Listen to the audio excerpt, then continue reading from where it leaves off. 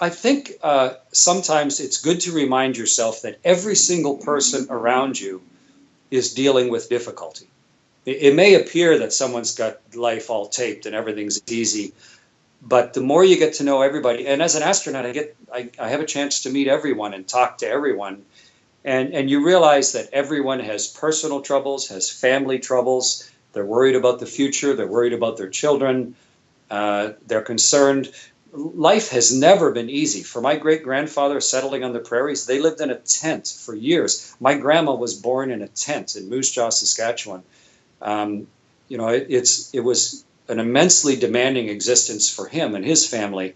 And I sometimes hearken back to the troubles of people in the past when I'm feeling a little bit overwhelmed myself.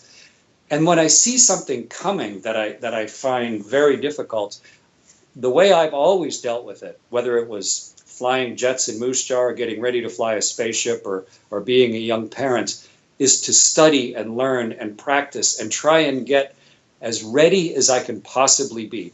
Don't just cross my fingers and hope. No astronaut launches a spaceship with their fingers crossed. That's not how we get ready to do something demanding. We spend all available minutes changing who we are to the best of our ability to get ready for something that's coming. That's how, as you mentioned, impossible things happen. It's by people giving themselves some sort of dream that doesn't seem at all attainable, but then one by one doing the tiny little steps and things necessary to slowly move their life, despite all the obstacles, towards that thing they're dreaming of.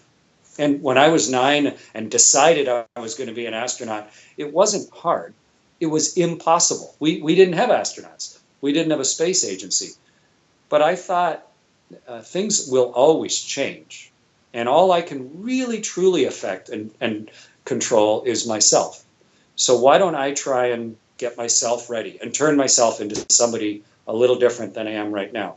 And over the last 50 years, one tiny change at a time, I've slowly tried to make myself into somebody who could be trusted to fly a spaceship or get up on stage and talk about the experience.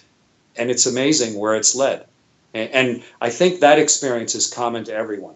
It's pretty amazing to think from when in 1867, when they were gathering in Charlottetown and picturing this crazy new idea of a country, of all these fragmented provinces and territories and such, and for them to be able to see what we are today, this thriving country where we bring in 300,000 immigrants a year, people who are dreaming of to be able to be Canadian, and all of the successes we've had.